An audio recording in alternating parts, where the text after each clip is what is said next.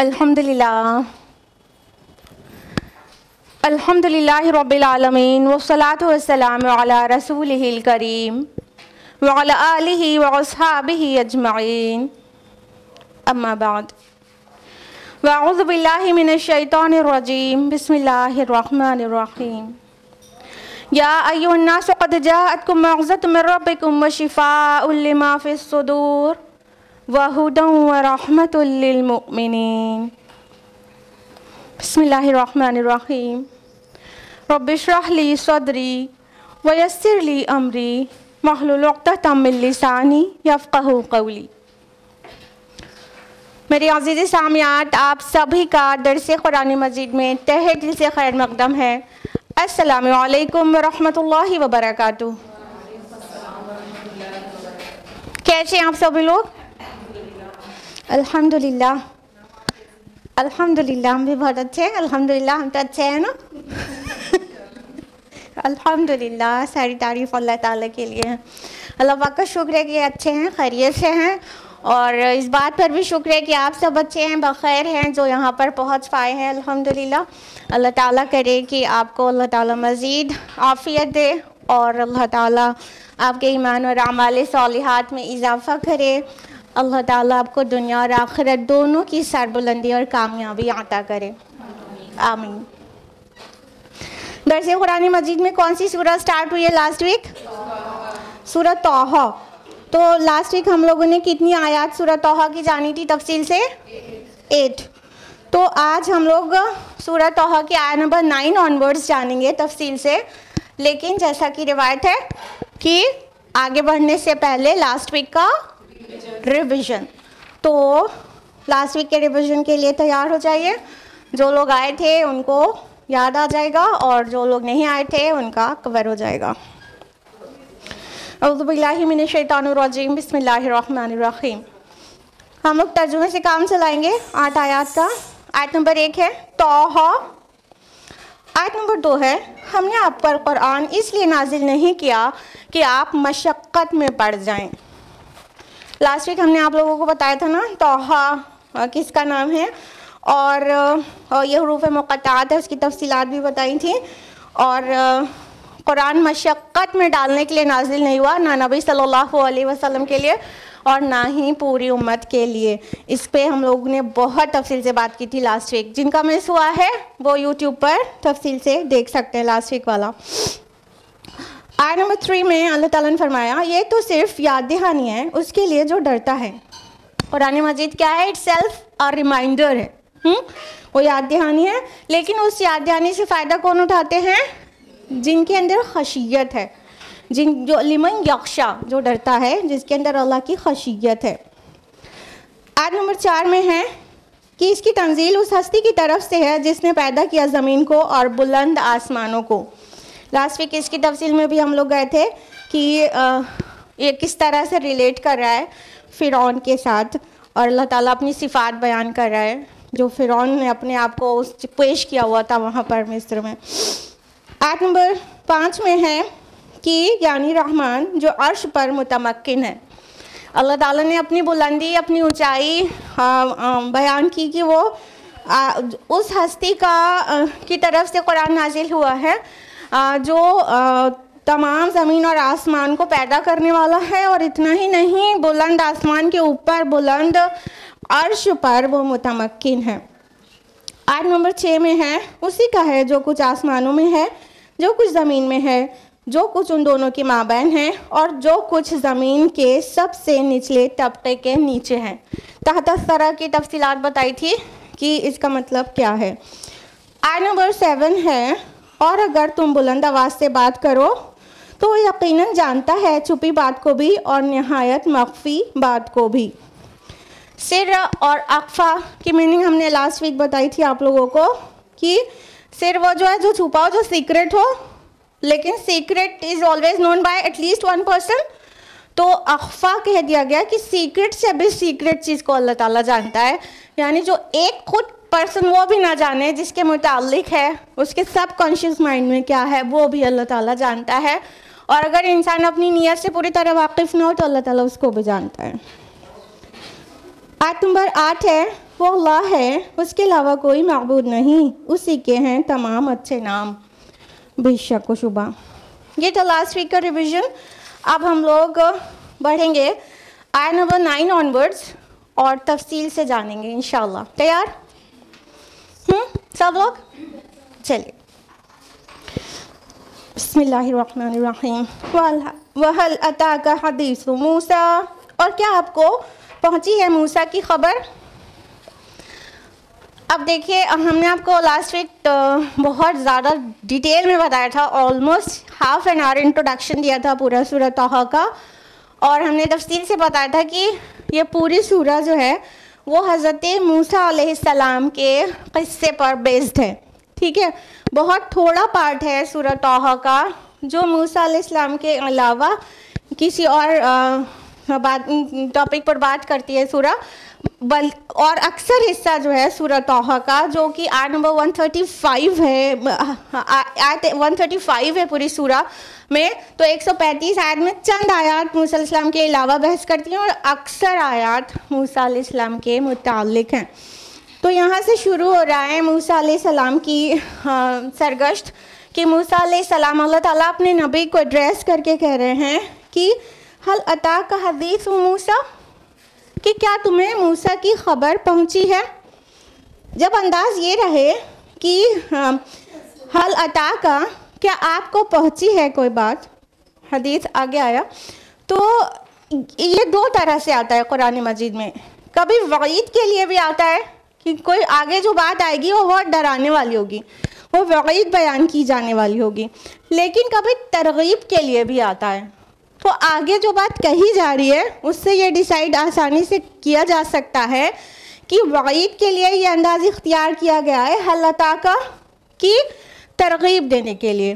تو یہاں پر جو آیا ہے ہل اتاک حدیث موسیٰ، کہ کیا آپ کو موسیٰ کی خبر پہنچی ہے، نیوز پہنچی ہے موسیٰ کی علیہ السلام، تو اپنے آپ پتہ چل رہا ہے کہ یہاں پر ترغیب کے لیے آیا ہے، وعید کے لیے نہیں۔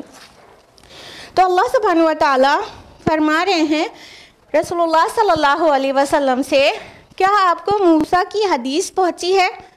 یہاں پہ قصہ ورڈ نہیں آیا۔ کیا آپ نے موسیٰ کا قصہ سنا ہے؟ نہیں آیا۔ کیا آپ نے موسیٰ کی کہانی سنی ہے؟ نہیں آیا، بلکہ حدیث ورڈ آیا ہے۔ حدیث کا مطلب ہوتا ہے خبر، ٹھیک ہے، اور خبر بالکل نئی چیز کی ہوتی ہے، خبر بہت پرانی تھوڑی نہ ہوتی ہے، نئی چیز کی ہوتی ہے۔ تو اللہ تعالیٰ قرآن حکیم میں موسیٰ علیہ السلام کی خبر کو خبر کیوں کہہ رہے ہیں؟ موسیٰ علیہ السلام کے واقعہ کو، قصے کو خبر کیوں کہہ رہے ہیں؟ کیونکہ اس سے پہلے کی جو کہانیاں تھیں اس میں بہت ملاوٹ تھی، یعنی اگر اسرائیلی روایات کی بات کی جائے جو رسول اللہ صلی اللہ علیہ وسلم کے دور تک ٹرانسمٹ ہوئی تھی، یا یہ کہا جائے کہ اب تک بھی وہ ٹرانسمٹ ہو رہی ہے اسرائیلی روایات سے، تو پیور نہیں ہے۔ تو رسول اللہ صلی اللہ علیہ وسلم پر جب اللہ تعالیٰ کی طرف سے وحی نازل ہوئی تو وہ حقیقت واضح ہوئی ہے، تو ایک نئے طرح سے پتہ چلی ہے، بات خبر کی طرح پتہ چلی ہے۔ رہی بات کی کیا سورہ طٰہٰ میں سب سے پہلے موسیٰ علیہ السلام کی بات آئی جو اس کو خبر کہا جا رہا ہے؟ نہیں، کچھ صورتیں اس سے پہلے بھی نازل ہو چکی تھیں جس میں موسیٰ علیہ السلام کا تذکرہ تھا، لیکن آپ غور کریے قرآن مجید میں کہ جتنی جگہ بھی موسیٰ علیہ السلام کا تذکرہ ہے، ہر جگہ ایک نئے فلیور کے ساتھ ہے، یا تو کسی اور پوائنٹ آف ٹائم کا ڈسکرپشن ڈیٹیل میں کہیں پر ہے، اور ان کی زندگی کا کسی اور پوائنٹ کا تذکرہ کسی دوسری سورہ میں ڈیٹیل میں ہے، اور کہیں کچھ باتیں ریپیٹ بھی ہوتی ہیں لیکن اس سے جو نصیحت ملتی ہے اس کا فلیور الگ رہتا ہے۔ تو ہر جگہ کہیں پہ بھی قرآن ایسے بات نہیں کرتے کہ جیسے لگے کہ کوئی بوسیدہ چیز ہے، کوئی آؤٹ ڈیٹڈ چیز ہے، فرسودہ چیز ہے، اور یہ بار بار سن سن کے سیچوریٹ ہو گئے۔ ایسا قرآن میں کبھی بھی کہیں بھی کسی کو بھی نہیں لگتا کہ وہ بات ریپیٹ ہو رہی ہے، اب اور نہیں پڑھ سکتے۔ قرآن سے نہ ہی کوئی سیر ہوتا ہے نہ سیچوریٹ ہوتا ہے۔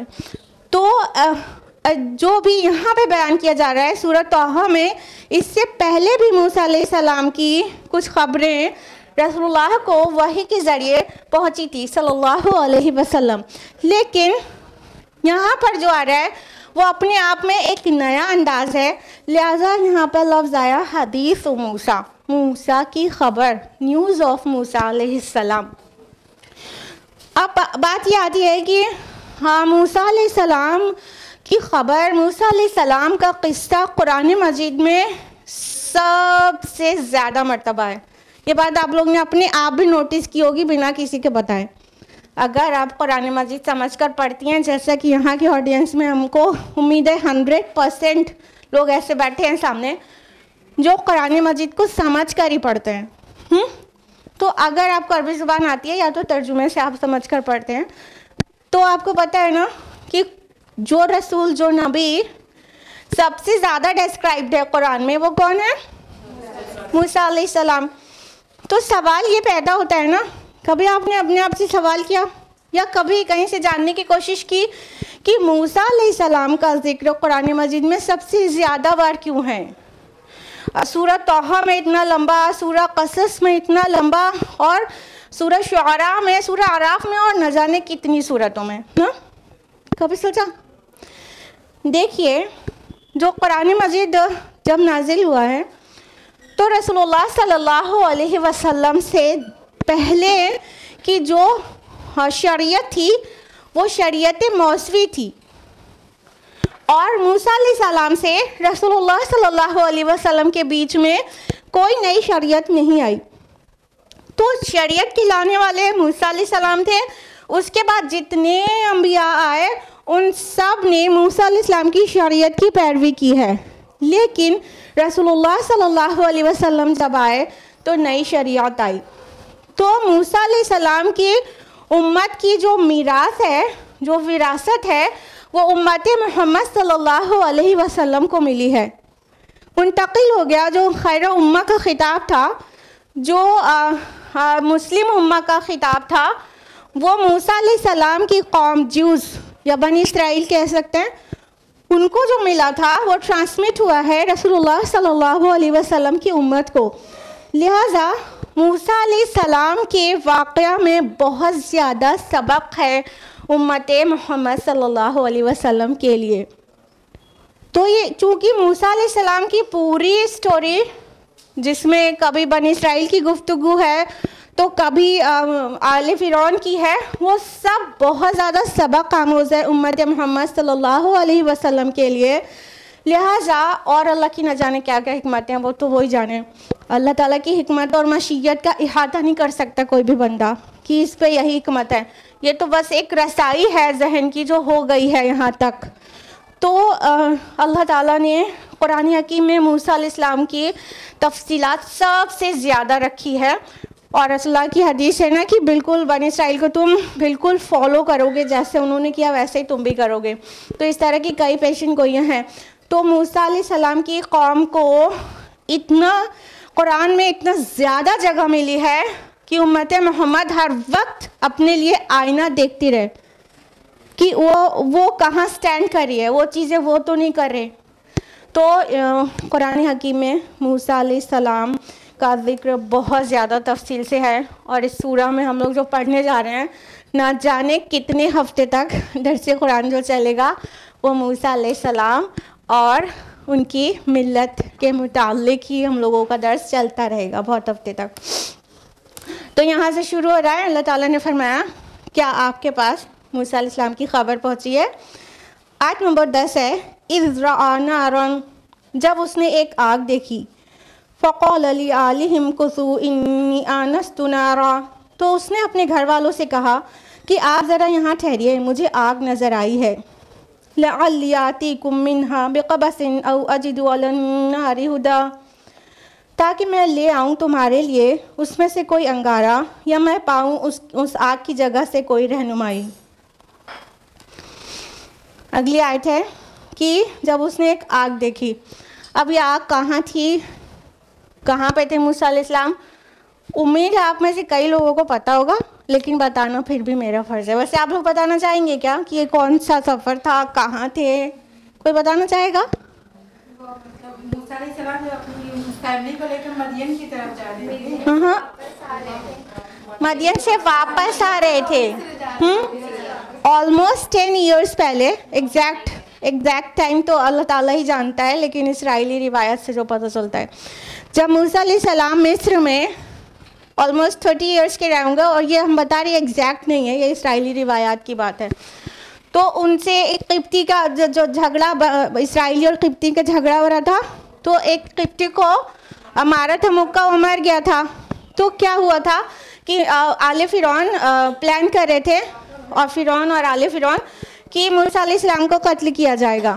تو موسیٰ علیہ السلام وہاں سے نکلے تھے اور مدین چلے گئے تھے، اپنی جان بچا کر مدین چلے گئے تھے. اللہ سے توبہ کی، اللہ تعالیٰ نے معاف بھی کر دیا تھا.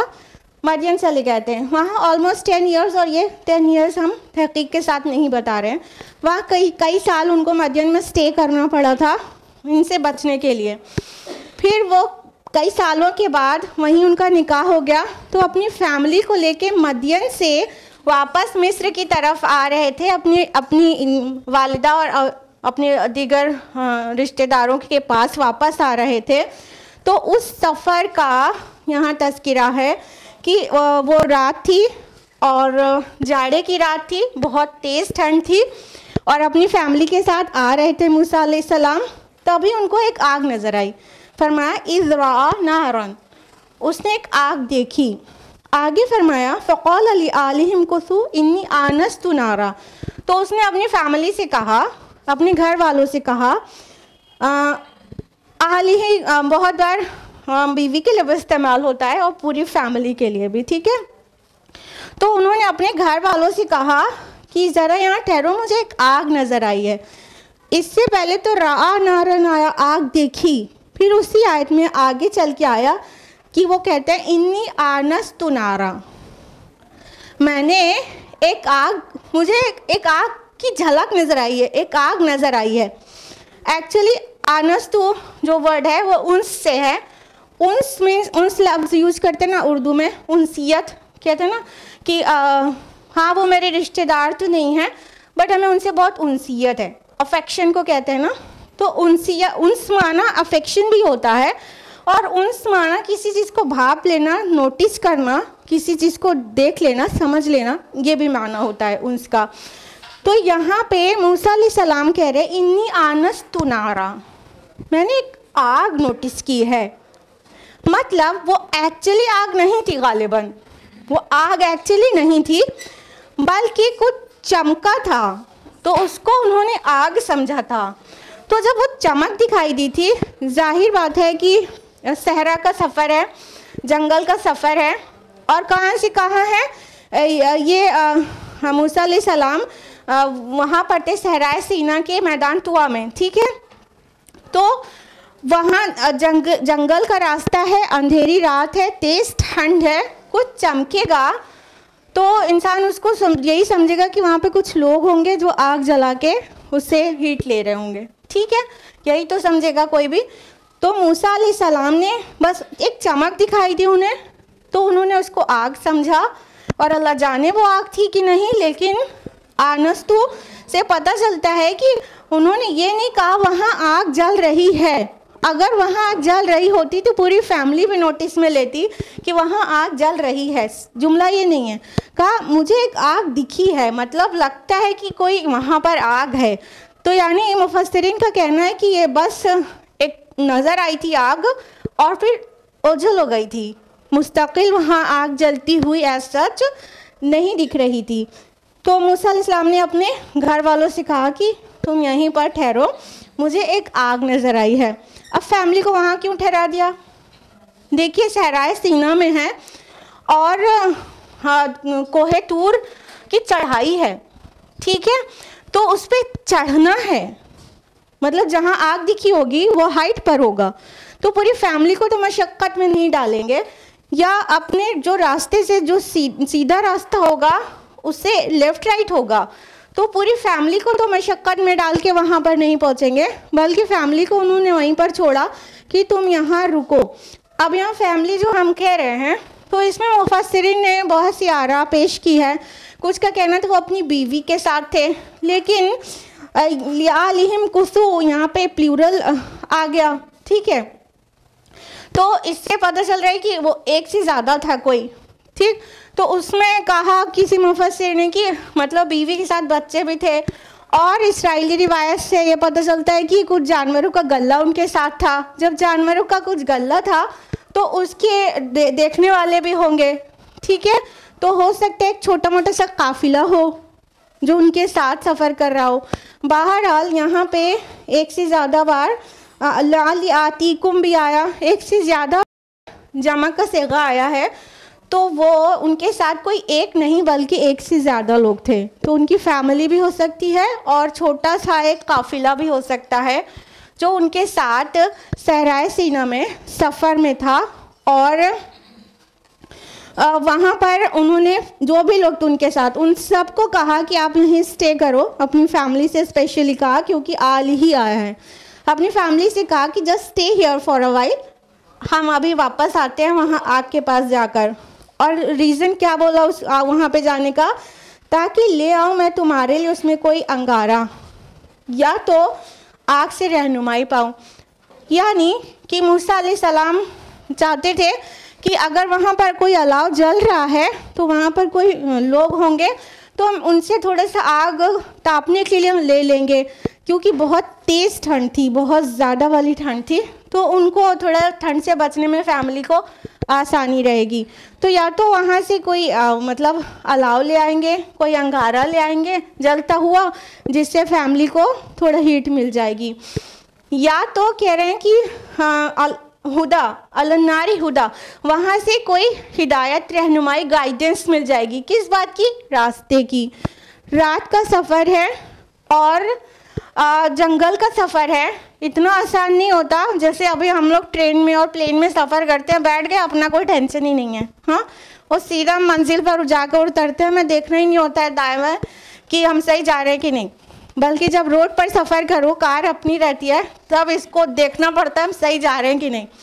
तो इसी तरह ये जो पैदल का सफ़र होता था या तो जानवरों पर सवारी करके जो सफ़र होता था, जंगलों और सहरा से गुज़रना पड़ता था। और मुमकिन है कि मूसा अलैहिस्सलाम जानबूझ के रोड से सफ़र नहीं कर रहे हों और जंगल के अंदर से सफ़र कर रहे हों, क्योंकि उनके ऊपर एक चार्ज था ना क़िब्तियों के ख़िलाफ़, तो वो छुपके सफ़र कर रहे हों, छुपके से डेविएटेड पाथ से जा रहे हों ताकि वो महफूज पहुंच जाएं और कोई उनको रास्ते में नुकसान ना पहुंचाए।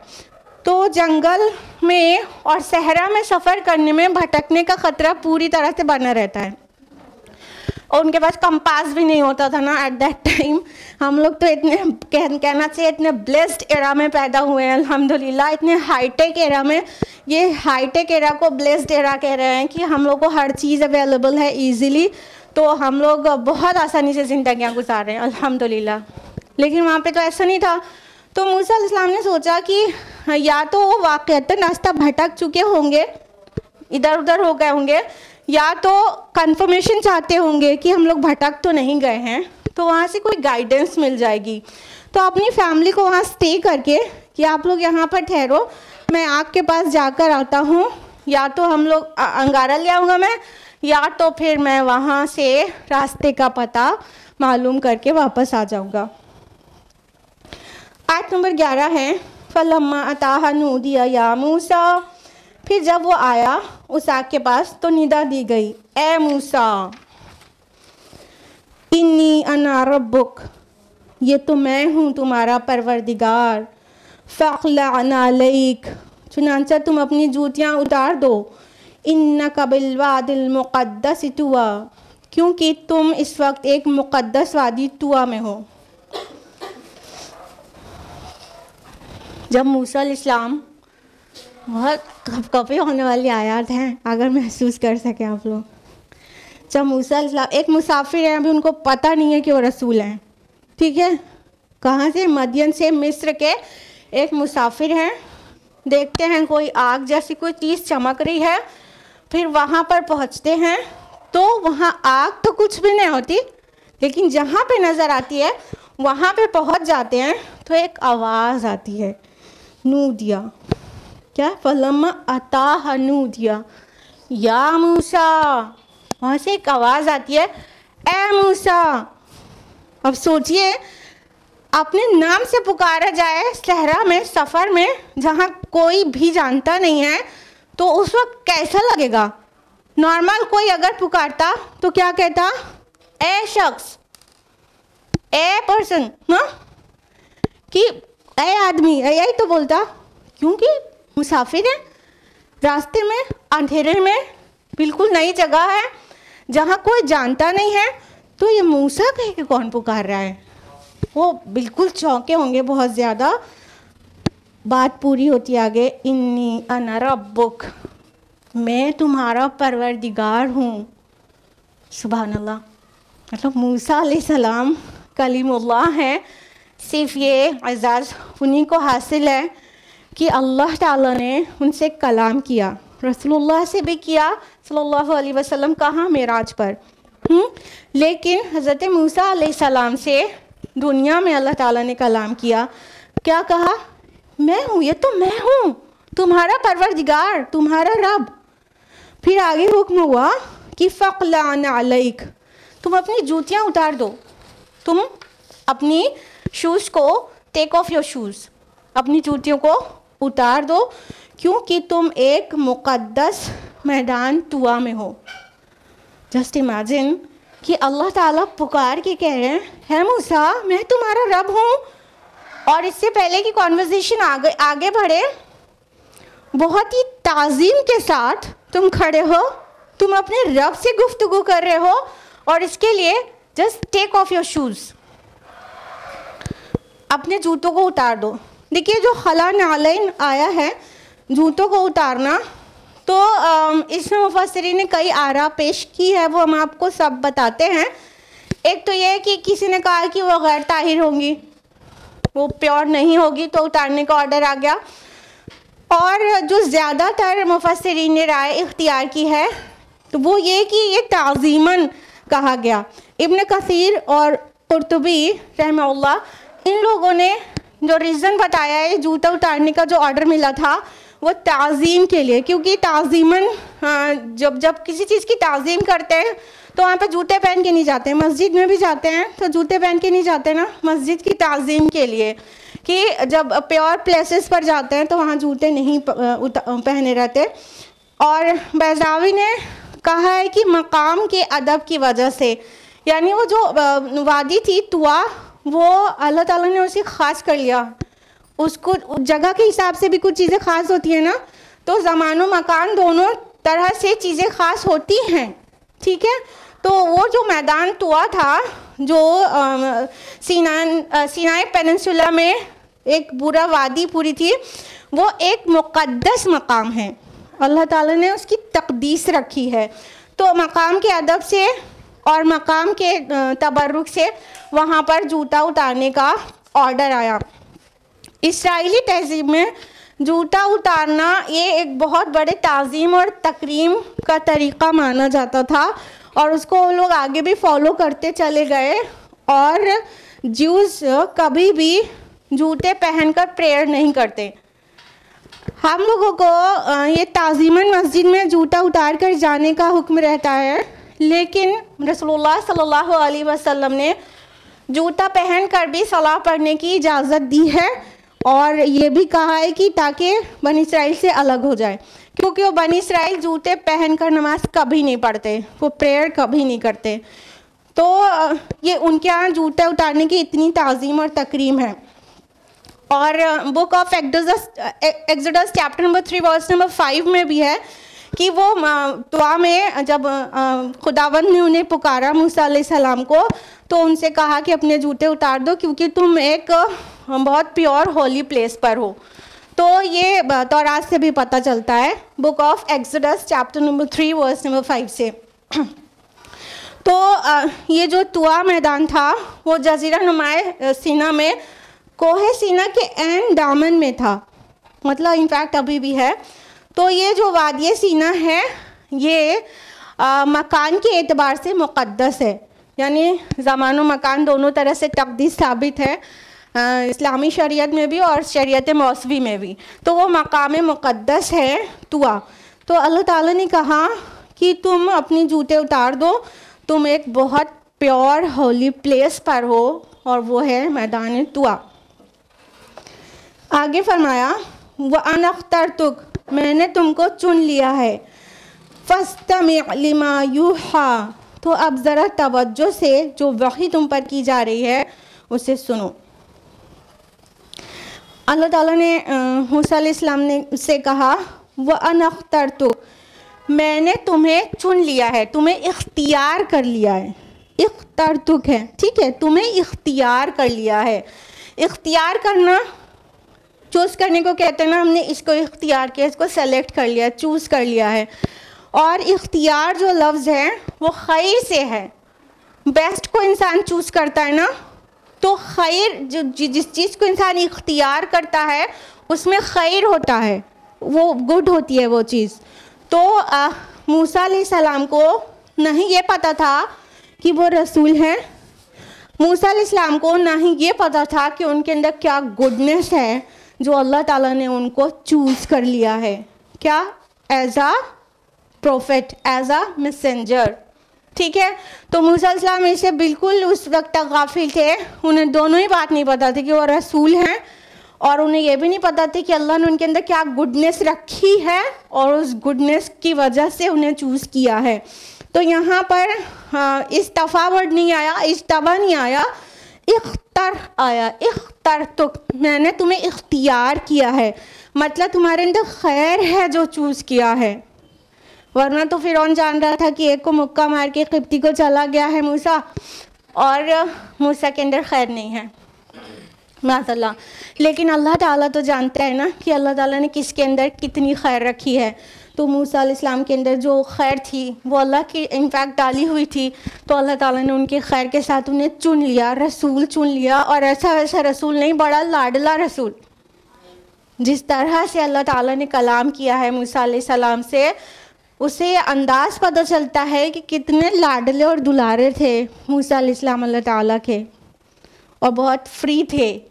آگے ابھی اس سے یہاں پہ بھی پتہ چلے گا، سورہ اعراف میں بھی پتہ چلے گا کتنا فریلی موسیٰ علیہ السلام اپنی ریکویسٹ کر دیتے تھے کہ اللہ پاک میرا دل چاہتا ہے میں تجھے دیکھوں، کہ بڑی ریکویسٹ ہو گئی۔ تو اتنا زیادہ اللہ تعالیٰ نے ان کو اپنا قرب نصیب کیا تھا، ان کے اندر اتنی ساری خیر تھی۔ فرمایا کہ میں نے تجھے اختیار کر لیا ہے۔ اب ذرا توجہ سے سنو، یہاں فاستمع آیا ہے، اسمع نہیں آیا ہے، سنو۔ سمع مطلب ہوتا ہے سننا، اور استماع کا مطلب ہوتا ہے توجہ اور اہتمام کے ساتھ سننا، بغور سننا، ٹھیک ہے۔ استماع کہتے ہیں نا، جہاں پہ لوگ گیدر ہوتے ہیں سنا سنایا جاتا ہے، اس کو استماع کہتے ہیں نا، اور اجتماع بھی کہتے ہیں، وہ اپنے حساب سے بھی ٹھیک ہے گیدر ہونے کے لیے اجتماع، اور استماع مطلب غور سے سننے کے لیے۔ تو دونوں الفاظ استعمال ہوتے ہیں نا دینی محفلوں میں سننے سنانے کے لیے نا، تو وہ استماع ہے۔ استماع کا معنی ہوتا ہے بغور سننا، دھیان سے سننا، کان لگا کے سننا جس کو کہتے ہیں۔ تو اللہ تعالیٰ نے یہ نہیں کہا کہ اس میں سنو، نہیں، فاستمع، پس غور سے سنو۔ کیا سنو؟ لما یوحیٰ، جو تمہاری طرف وحی کیا جا رہا ہے۔ یعنی جب اللہ تعالیٰ نے رسول چوز کر لیا، اختیار کر لیا رسول، تو اللہ تعالیٰ نے وحی مطلب یہ وحی جو تھی، جو کنورزیشن شروع ہو گیا تھا، تو آگے جو اللہ تعالیٰ کہنے جا رہے ہیں اس کے لیے یہاں پہ لفظ لائے اللہ پاک، وحی کیا جا رہا ہے، اسے غور سے سنو، کان لگا کر سنو۔ اب کیا آرڈر آنے والا ہے، وحی کیا کی جانے والی ہے؟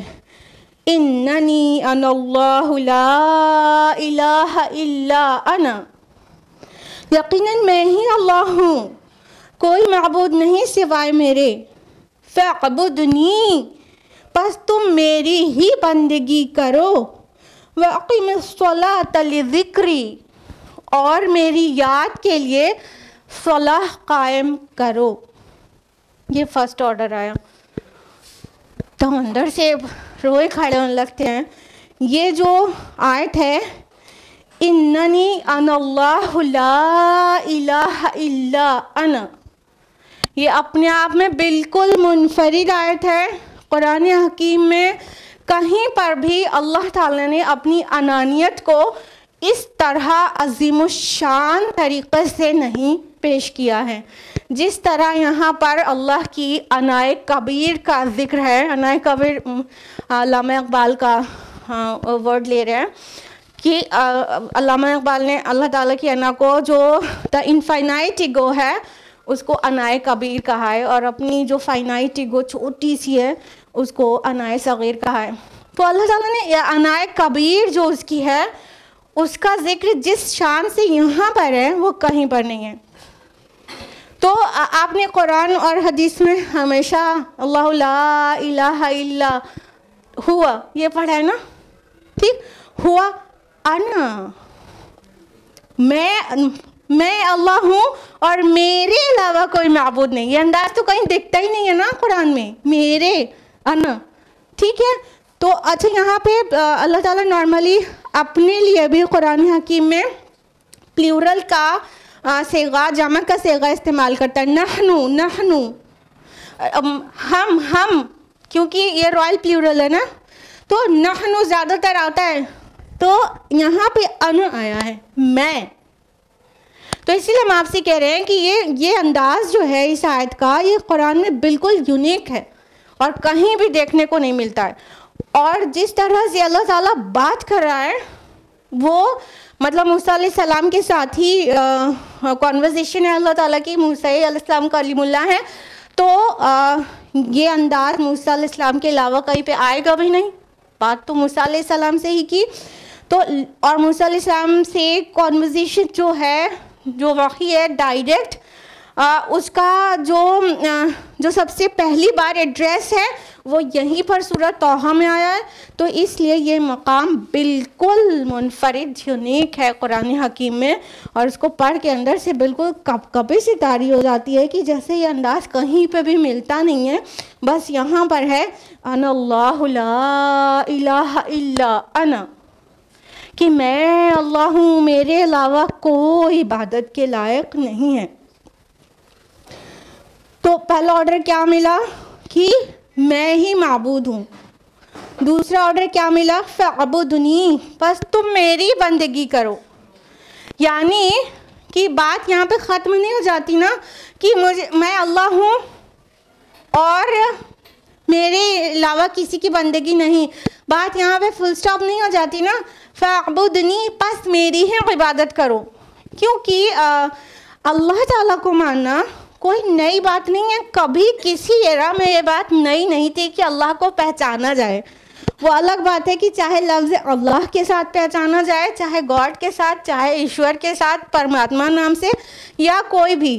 وہ جو ون سپریم ڈائٹی ہے, ون سپریم پاور ہے پورے یونیورس کی, وہ کئی مذاہب میں اور ہر کلچر میں اس کو پہچانا جاتا ہے.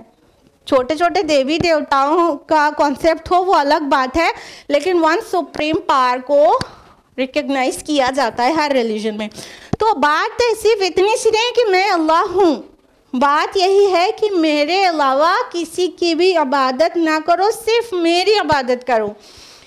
یعنی زمین و آسمان کا خالق اللہ تعالیٰ ہے, تو عبادت بھی صرف اسی کو سزاوار ہے, صرف اسی کا حق ہے کہ اس کی عبادت کی جائے. تو سیکنڈ آرڈر کیا ملتا ہے, فاعبدنی, بس تم میری ہی بندگی کرو. تھرڈ آرڈر کیا ملتا ہے, وَأَقِمِ الصَّلَاةَ لِذِكْرِي, اور میری یاد کے لیے صلاح قائم کرو, نماز قائم کرو. تو 3 ٹیچنگز کیا ملی, ایک توحید کی, دوسرا بندگی رب کی, اور تیسری اقامت صلاح کی. جس بات کے لیے اللہ تعالیٰ نے کہا فَاسْتَمِعْ لِمَا يُوحَىٰ, غور سے سنو جو تمہیں وحی کی جا رہی ہے. تو غور سے سننے کے لیے موسیٰ علیہ السلام تیار ہو گئے ہوں گے, اور ہم اور آپ بھی کیوریس ہو گئے کہ آگے کیا آرڈر آنے والا ہے. تو 3 آرڈرز آئے, ایک توحید کا, دوسرا بندگی رب کا, اور تیسرا اقامت صلاح کا. دیکھیے توحید اور بندگی رب یہ سب جگہ رہتا ہے, پھر وہ شرک کی آمیزش ہو جاتی ہے. تو شرک اللہ تعالیٰ کو پہچانتے ہوئے جانتے ہوئے بھی, لیکن اس کے ساتھ اوروں کو کہیں سفارشی کہہ کے داخل کر دیا جاتا ہے، کہیں اوتار کہہ کے داخل کر دیا جاتا ہے وغیرہ وغیرہ، کہیں بیٹا کہہ کے داخل کر دیا جاتا ہے تو وہ شرک ہو جاتا ہے۔ یہاں پر کیا کہا گیا؟ میری ہی عبادت کرو۔ اور عمل صالح میں سب سے پہلا عمل کون سا بتایا گیا؟ صلاح، صلاح قائم کرو۔ اور یہاں پہ ریزن بھی دیا گیا ہے لذکری، ابھی تفصیل سے آتے ہیں ہم لوگ۔ پہلی بات تو اقامت صلاح، قرآن مجید میں لفظ آیا ہے صلاح کے لیے، جسٹ ڈو ریڈ پریئر ایسا نہیں کہا گیا نا، کیا کہا گیا؟ اسٹیبلش صلاح، اسٹیبلش ریگولر پریئر نا۔ صلاح کے لیے اسٹیبلشمنٹ کا ورڈ ہے، اقامت کا۔ اقامت کا مطلب ہوتا ہے کسی چیز کو اسٹیبلش کرنا نا۔ تو صلاح کے لیے یہ نہیں کہا جاتا ہے قرآن مجید میں کہ نماز پڑھو۔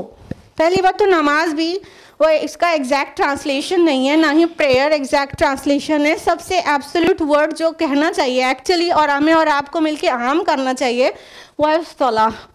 تو اللہ تعالیٰ کہہ رہے صلاح کو قائم کرو۔ اقامت صلاح میں کیا کیا باتیں آ جاتی ہیں؟ کوئی چیز انسان پڑھتا ہے تو چھوڑتا بھی ہے، کبھی نہیں پڑھتا، لیکن اقامت صلاح میں چھوڑنے کی گنجائش ختم ہو جاتی ہے۔ اور کیا کیا چیزیں آئیں گی اقامت صلاح میں؟ چلیے آپ لوگ بتائیے، آپ لوگ کو پتہ ہے، بتائیے۔ چھوڑ پکڑ کر نہیں پڑھنا، ریگولر پڑھنا، دوسرا خوشی خوشی کے ساتھ اور اس کو اس کی حقوق کی ادائیگی کے ساتھ پڑھنا، عاجزی اور انکساری دکھانا اور اس میں تذلل دکھانا، ٹھیک ہے؟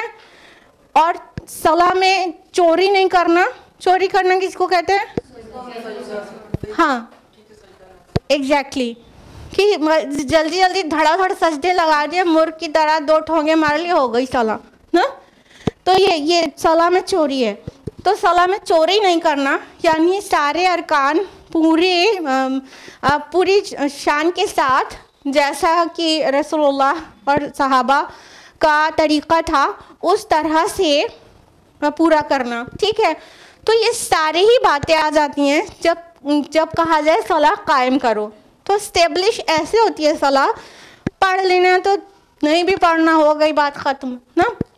تو آرڈر ہے صلاح قائم کرو۔ کس کو آرڈر آ رہا ہے؟ موسیٰ علیہ السلام کو۔ کیا پتہ چل رہا ہے کہ یہ صرف ہمارے پیارے نبی محمد رسول اللہ صلی اللہ علیہ وسلم کا بتایا ہوا عمل نہیں ہے، بلکہ آخری نبی محمد رسول اللہ صلی اللہ علیہ وسلم سے پہلے بھی جتنے نبی اور رسول آئے ان کو بھی، ان کے خود کے لیے بھی اور ان کی امت کے لیے بھی صلاح قائم کرنے کا حکم ملتا رہا ہے، ٹھیک ہے؟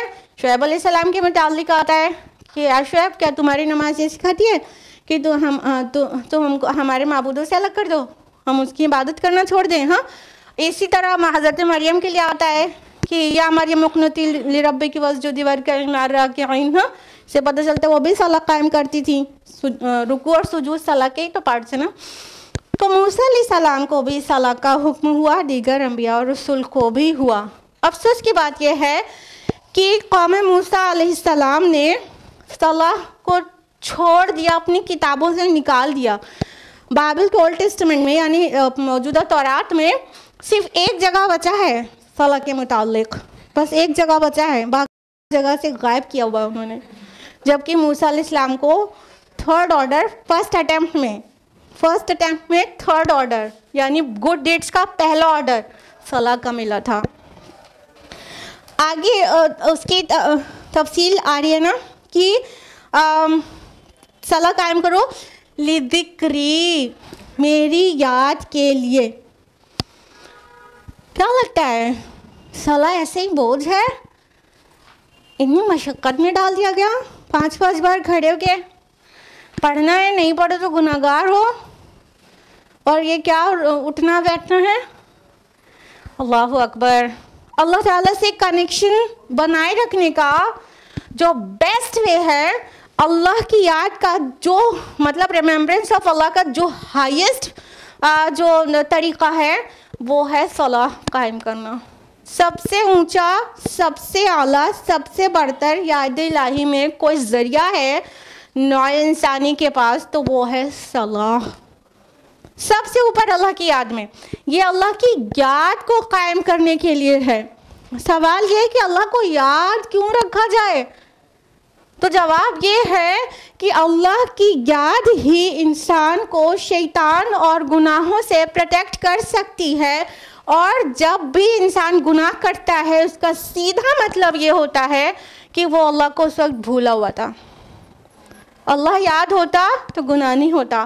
اللہ یاد ہوتا تو شیطانی ٹریپ میں نہیں پھنستا. تو اللہ کو بھولنے سے گناہ ہوتے ہیں، ڈسٹرکشن ہوتا ہے، اور شیطان کا جال جو ہے اس انسان پر آسانی سے پڑتا ہے اور وہ اس کو اپنے جال میں پھانس لیتا ہے. اگر اللہ تعالیٰ کی یاد رہے گی دل میں تو کیا ہوگا کہ انسان شیطان سے بھی اور گناہوں سے بھی محفوظ رہے گا. مگر افسوس کی بات یہ ہے کہ آج امت مسلمہ کی اکثریت صلاح نہیں پڑھتی. اکثریت، میجورٹی. اگر آپ کو اس کی فگرز نہیں پتہ تو ہم بتا دیں، اور بہت ہی افسوس کے ساتھ بتائیں، کیونکہ جب ہم کو پتہ چلا تھا ہم کو بھی بہت زیادہ غم ہوا تھا. امید ہے آپ کو بھی سن کے غم ہوگا. پورے ورلڈ کے مسلمانوں میں صرف 2% لوگ 5 وقت کی پابندی سے صلاح پڑھتے ہیں. صرف 2% پابندی سے 5 وقت کی. چھوڑ پکڑ کر پڑھنے والوں کی تعداد اور زیادہ ہے، اور جمعہ پڑھنے والوں کی تعداد اور زیادہ ہے، اور عیدین صلاح کرنے والوں کی تعداد اور زیادہ ہے. ٹھیک ہے، لیکن ہر جو دن میں 5 نمازیں ہوتی ہیں، 5 وقت پڑھنا ہوتا ہے، اور ہفتے میں 35 ہوتی ہے، وہ ہفتے میں 35 پڑھنے والوں کی تعداد صرف 2% ہے. انا للہ و انا الیہ راجعون. اب ان 2% لوگوں کے بارے میں بھی بات کر ہی لی جائے. اللہ تعالیٰ نے صلاح کو فرض کیا، اقیم الصلاۃ لذکری، میری یاد کے لیے صلاح قائم کرو. تو جو 2% لوگ صلاح پڑھ رہے ہیں ان میں سے 2% بھی ایسے نہیں ہیں جو اللہ کو بھرپور یاد کر کے صلاح پڑھتے ہوں، مطلب وہ صلاح میں اللہ کو یاد کرتے ہوں. جو تھوڑے سے لوگ صلاح قائم کر رہے ہیں ان کی اکثریت کو یہ نہیں پتا کہ وہ کیا ریسائٹ کر رہے ہوتے ہیں صلاح میں، جس کی وجہ سے ان کو یاد الہی آتی ہی نہیں اور صلاح سے فارغ ہو جاتے ہیں. اگین انا للہ و انا الیہ راجعون. منافقین کے لیے اللہ تعالیٰ نے کیا کہا تھا پتہ ہے؟ سورہ نساء سورہ نمبر 4 آیت نمبر 142 میں، وَإِذَا قَامُوا إِلَى الصَّلَاةِ قَامُوا كُسَالَىٰ يُرَاءُونَ النَّاسَ. اور جب یہ صلاح کے لیے آتے ہیں تو کھڑے ہوتے ہیں تو انتہائی کاہلی اور کسل مندی کے ساتھ، اور لوگوں کو دکھانے کے لیے، وَلَا يَذْكُرُونَ اللَّهَ إِلَّا قَلِيلًا، اور اللہ کو نہیں یاد کرتے مگر بہت تھوڑا سا. ہم یہاں پہ آپ کو کیا بات نوٹس کرانا چاہ رہے ہیں کہ اللہ تعالیٰ نے منافقین کے لیے کہا ہے، جو دور نبوی میں منافقین تھے ان کے لیے اللہ تعالیٰ نے کہا ہے منافقین صلاح کے لیے بہت کاہلی دکھاتے ہیں اور بہت تھوڑا سا اللہ کو یاد کرتے ہیں. آج امت کی اکثریت ان پر بیسڈ ہے کہ اللہ کو تھوڑا سا بھی یاد نہیں کرتی، صلاح سے فارغ ہو جاتے ہیں. ہاں کہ نہیں؟ جب پتہ ہی نہیں ہے کہ الحمدللہ رب العالمین کا مطلب کیا ہوتا ہے، جب پتہ ہی نہیں ہے اہدنا الصراط المستقیم کا معنی کیا ہوتا ہے، جب جانتے ہی نہیں ہے سبحان ربی العظیم کہنے کا کیا مطلب ہے، جب ہم جانتے ہی نہیں ہے سبحان ربی الاعلیٰ کیوں کہا جا رہا ہے، تو نہ ہم نے اللہ کی حمد کی، نہ تسبیح کی، نہ اس کی ثنا کی، نہ اس سے دعا کی، نہ اس کی ذکر کیا، نہ نبی پر ہم نے درود و سلام شعوری حالت میں بھیجا، نہ گڑ گڑائے اپنے رب کے آگے، نہ تذلل دکھایا، نہ ہمارے اندر ہیوملٹی آئی، نہ اللہ سے بات کرنے کا کچھ بھی ٹیسٹ ملا. داخل ہوئے نماز میں اور باہر ہو گئے، اللہ کو یاد ہی نہیں کیا. انا للہ و انا الیہ راجعون. کیا ایسا نہیں ہے؟ ایک صحابہ کی صلاح ہوتی تھی، رسول اللہ صلی اللہ علیہ وسلم کی صلاح تھی، اور ایک آج کی ملت، ایک تو اتنے تھوڑے سے لوگ پڑھ رہے ہیں 2%، وہ 2% کی بھی صلاح کیسی ہو رہی ہے، داخل ہو رہے ہیں صلاح میں اور باہر ہوئے جا رہے ہیں. اور ان کو اللہ کی یاد آ ہی نہیں رہی. مطلب ایک ہوتا ہے بہت کم یاد کیا. منافقین کے لیے کیا اللہ تعالیٰ نے کہا کہ اللہ کو یاد نہیں کرتے مگر بہت تھوڑا سا. اور آج کا بندہ ذرا غور کریے گا اپنی صلاح پہ. ہمیں اور آپ سب ہم لوگ سب ویسے ہی ہیں.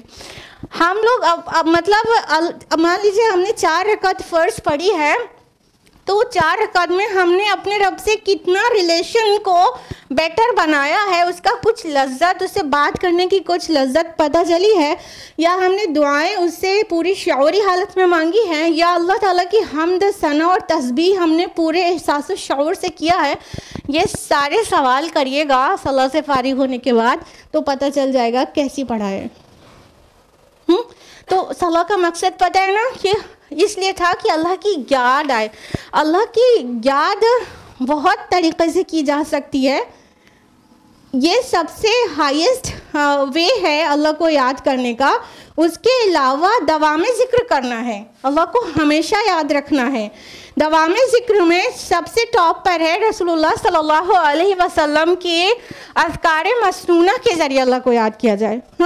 کھانا کھانا ہے تو, سونا ہے تو, سو کر اٹھنا ہے تو, واش روم جانا ہے تو, مہمان سے ملاقات کرنا ہے تو, کچھ بھی کر رہے ہیں, لباس پہن رہے تو, اتار رہے ہیں تو, دن بھر میں جو کچھ بھی کر رہے ہوتے ہیں اس کو اگر محمد رسول اللہ صلی اللہ علیہ وسلم کے الفاظ میں اللہ تعالیٰ کا ذکر کریں, جس کو اذکار مسنونہ کہہ سکتے ہیں, تو یہ دوام ذکر کی ٹاپ پوزیشن ہے, ٹاپ وے ہے ہمیشہ والا اللہ کی یاد کا. ٹھیک ہے.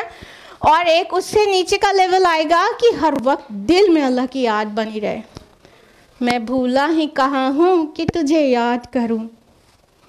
اللہ کو یاد کرنا نہیں ہے, اللہ کو یاد رکھنا ہے, رکھنا ہے.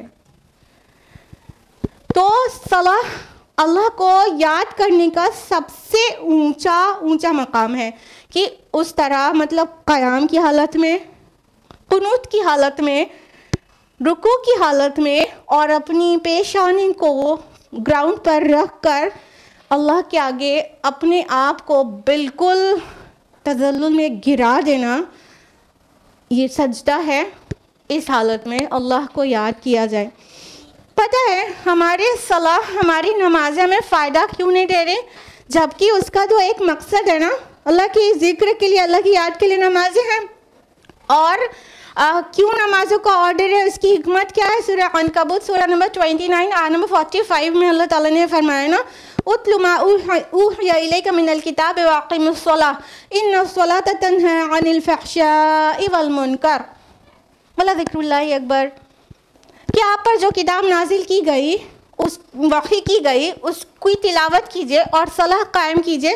بے شک صلاح بے حیائی اور برائی سے روکتی ہے, اور اللہ کا ذکر سب سے بڑی چیز ہے. اب یہاں پہ جو فنکشن آف صلاح, فنکشن آف پریئر ہے, وہ کیا ہے؟ فحش اور منکر سے بچنا, بے حیائی اور برائی سے بچنا. تو اللہ تعالیٰ کہہ رہے ہیں کہ صلاح آپ پر فرض کی گئی, صلاح قائم کیجئے, اور یہ آپ کو بچاتی ہے بے حیائی اور برائی سے. اب آپ لوگ اچھی طرح سے جانتے ہیں نا, سوسائٹی میں بے حیائی اور برائی اتنی عام ہے, اتنی عام ہے. فحش اور منکر دونوں طرح کی برائی اتنی عام ہے, ہر گھر میں, ہر مسلمان کے گھر میں ہے. کیوں؟ کیونکہ ہم اور آپ صلاح کو اللہ کی یاد کے لیے قائم نہیں کر رہے ہیں. تو وہ اپنا جو فنکشن ہے, اس کا جو رول ہے, وہ ہمارے سیرتوں پر ریفلیکٹ ہو ہی نہیں رہا ہے. کوئی پوچھ سکتا ہے نا, کوئی غیر مسلم, کہ تمہاری کتاب میں تو یہ لکھا ہے کہ تمہیں نماز بے حیائی اور برائی سے روکتی ہے, اور تم 5 وقت کی نماز پڑھتی ہو, لیکن تمہاری عادتیں تو ایسی نہیں ہیں, کہاں برائی سے روک رہی تمہاری نمازیں؟ تو کیا جواب دیں گے؟ اصل میں ہماری نمازوں کا جو فائدہ ہے وہ ہماری زندگیوں پر اس لیے مرتب نہیں ہو رہا کیونکہ ہم اللہ کی یاد کے بغیر نماز پڑھ رہے ہیں. اور اللہ کی یاد کے بغیر صلاح پڑھا جائے گا تو وہ کیوں کر اپنا فنکشن, اپنا رول پلے کر پائے گی. اس لیے وہ جو اس کا مقصد ہے, وہ جو جس وجہ سے فرض کی گئی ہے, وہ حل ہی نہیں ہو رہا. اور لوگ دیکھنے والے کہہ رہے ہیں ہاں بڑی وہ 5 وقت نمازی ہیں, مگر ان کے اخلاق کی تو پوچھئے مت, اور ان کی مطلب بے حیائی اور برائی تو اتنی غیبت ان کے زبان پہ چڑھی رہتی ہے. ایسے لوگ ہم لوگ وٹنس کرتے رہتے ہیں. 5 وقت کی نمازی ہیں لیکن برائیوں سے نہیں بچ پا رہے ہیں، کیونکہ بغیر یاد کرے اللہ تعالیٰ کو ان کی نمازیں پوری ہو جاتی ہیں، تو کیوں کر وہ نمازیں انہیں فائدہ دینے لگی۔ یاد رکھیے گا، اس طرح سے پڑھی جانے والی نمازیں روز قیامت فائدہ نہیں دے گی۔ یہ بہت بڑی حماقت والی بات آپ سمجھ رہے ہیں، ثواب ملے گا لیکن وہ جو برائیاں انسان کے اندر انٹیکٹ ہے وہ اس کی وجہ سے اتنے لوگوں میں وہ اس نیکی کو ڈسٹریبیوٹ کرنا پڑ جائے گا کہ وہ جو صلاح کا بینیفٹ تھا وہ خالی ہو جائے گا۔ سمجھ رہے؟ تو ایسی بھی حدیث ہے کہ جس کی نماز نے اسے بے حیائی اور برائی سے نہیں روکا، اس کی نماز نہیں، تو اس کا فائدہ اسے ملے گا ہی نہیں۔ ثواب ملا تھا تھوڑا بہت سا، مطلب وضو کر کے کھڑا تو ہوا بندہ، کم سے کم ثواب ملا تو تھوڑا سا، لیکن وہ جو برائی اور بے حیائی سے بچ ہی نہیں پایا، تو اتنے لوگ سوالی ہوں گے جن کی غیبتیں کی ہوں گی، جن کو گالی دیا ہوگا، جن کا مال ہڑپا ہوگا، جن کو انسلٹ کی ہوگی، اتنے سوالی کھڑے ہوں گے کہ ان میں جب نیکی کو بانٹنا پڑ جائے گا تو کیا بچے گا صلاح سے جو اسے ملا تھا؟ تو ایسی کی نماز سے کوئی فائدہ نہیں ہو پائے گا اس کو۔ دیکھیے، اللہ کا ذکر ہمارے پروٹیکشن کے لیے ہر طرح سے، ہمارا سول، ہمارا مائنڈ اور ہماری باڈی سب کے لیے مفید ہے، سب کے لیے۔ اب آپ کو سلیپ پیرالسس کے بارے میں سنا ہے آپ نے؟ کبھی سنا ہے؟ زیادہ تر لوگوں نے نہیں سنا، 2-3 لوگوں نے سنا ہے۔ سلیپ پیرالسس کیا ہوتی ہے؟ ہر انسان نے یہ وٹنس کیا ہوگا، کہ وٹنس نے ایکسپیرینس کیا ہوگا۔ جب کبھی کبھی ایسا ہوتا ہے کہ سو گئے ہیں پھر بھی تھوڑا سیمی کانشیس اسٹیٹ میں ہیں، ہلنا چاہ رہے ہیں، ہل ہی نہیں پا رہے، بولنا چاہ رہے ہیں، بول ہی نہیں پا رہے، نہ پیر ہلا پا رہے، نہ ہاتھ ہلا پا رہے، نہ بول پا رہے، نہ کچھ جو فیل ہو رہا ہے اس کو کر پا رہے، اٹھنا چاہ رہے اٹھ نہیں پا رہے۔ ایسا ایکسپیرینس کیا ہے کہ نہیں؟ اور تھوڑا فل کانشیس میں نے سیمی کانشیس اسٹیٹ بھی رہتی ہے، تھوڑا تھوڑا فیل ہو رہا ہوتا ہے لیکن ہل نہیں پا رہے ہوتے ہیں۔ کیسے ہوتا ہے؟ ویسے تو میڈیکل سائنس اس کے بہت سارے ریزنز دیتی ہے، انسومنیا کی وجہ سے اور اینزائٹی کی وجہ سے اور فیملی ہسٹری کی وجہ سے بہت سارے ریزنز دیتی ہے، بٹ سائیکالوجسٹ اس کا صحیح ریزن بتانے سے عاجز ہیں کہ ایسا کیوں ہوتا ہے کہ انسان ہلنا چاہے اور ہل نہیں پائے، اور وہ جو مطلب جب وہ سلیپی ہوتا ہے تو بالکل پیرالائز ہو جاتا ہے۔ اس کو سلیپ پیرالسس کہتے ہیں۔ اس کا جواب اسلام دیتا ہے، انسان جب اللہ تعالیٰ کا ذکر نہیں کیا رہتا تو اس کے پاس کوئی پروٹیکشن نہیں رہتا۔ جب سونے سے پہلے اذکار میں بہت کچھ ہے، اور آیت الکرسی بھی ہے۔ آیت الکرسی کی بیفور سلیپ ریسائٹ کرنے کی جو فضیلت ہے وہ آپ لوگ کو پتہ ہے نا؟ بتائیے کیا ہے؟ ایگزیکٹلی، ماشاء اللہ، اکثروں کو پتہ ہے۔ صحیح بخاری کی حدیث ہے کہ جب انسان سونے سے پہلے آیت الکرسی پڑھ لیتا ہے تو اللہ تعالیٰ کی طرف سے اس کے لیے ایک محافظ فرشتہ مقرر ہو جاتا ہے، اور وہ رات بھر اس کو شیطان سے بچاتا ہے، اور وہ صبح تک رہتا ہے، فجر تک۔ تو کیا ہوتا ہے؟ پروٹیکشن کے لیے ایک فرشتہ آ جاتا ہے۔ اگر آپ شام کے اذکار اور بیفور سلیپ اذکار نہیں پڑھیں تو آپ کو یہ ایکسپیرئنس ہو سکتا ہے سلیپ پیرالسس۔ لیکن اگر آپ سونے سے پہلے اذکار پڑھ کر سوئیں تو یہ ایکسپیرئنس آپ کو کبھی نہیں ہوگا، کیونکہ ایکچولی یہ جن اور شیطان کے ایفیکٹ سے ہوتا ہے۔ وہ اس پر حاوی ہو جاتا ہے، جس کی وجہ سے انسان چاہتا رہتا ہے ہلنا، ہل نہیں پاتا، بولنا چاہتا رہتا ہے، بول نہیں پاتا۔ یہ شیطان کی وجہ سے ہوتا ہے۔ اور اگر آپ اذکار پڑھ کر سوئیں تو پھر اس رات آپ کبھی بھی اس کو ایکسپیرینس نہیں کریں گی۔ آپ میں سے کئی لوگوں نے اگر کبھی فجر کے بعد پھر سے سو گئے تو زیادہ ہی اس کو ایکسپیرینس کیا ہوگا، ہاں کہ نہیں؟ فجر کے بعد اس لیے کیونکہ رات میں تو آپ نے اذکار پڑھ لیا تھا، اور وہ جو فرشتہ مقرر ہوا تو فجر تک آپ کے ساتھ تھا، اور فجر میں چلا گیا۔ یہ مذاق کی بات نہیں ہے، یہی سچی بات ہے۔ جو فرشتہ مقرر ہوا تھا، رات میں آپ نے آیت الکرسی پڑھی تھی، اور فجر تک فرشتے کا ڈیوٹی تھی، فجر پہ وہ چلا گیا۔ آپ اٹھ گئے، آپ نے صلاح پڑھا، فرشتہ چلا گیا, ٹھیک ہے, اور پھر آپ دوبارہ سو گئے. وہ فرشتہ جو جا چکا تھا, تو سلیپ پیرالسس ہو سکتی ہے, کیونکہ وہ جن شیطان وہ اپنے قبضے میں لے لیتا ہے, اور انسان اتنا ہیوی فیل کرتا ہے جیسے کوئی بہت بھاری پتھر اس کے اوپر رکھ دیا گیا ہو, یا تو اس کی باڈی سے روح نکل چکی ہو, وہ ہل ہی نہیں پا رہا. تو اس سے کیا پتہ چلا؟ اللہ کا ذکر ہماری خود کے پروٹیکشن کے لیے ہے. بعض اللہ تعالیٰ کو کچھ نہیں ملتا اگر ہم اس کا ذکر نہ کیا کریں.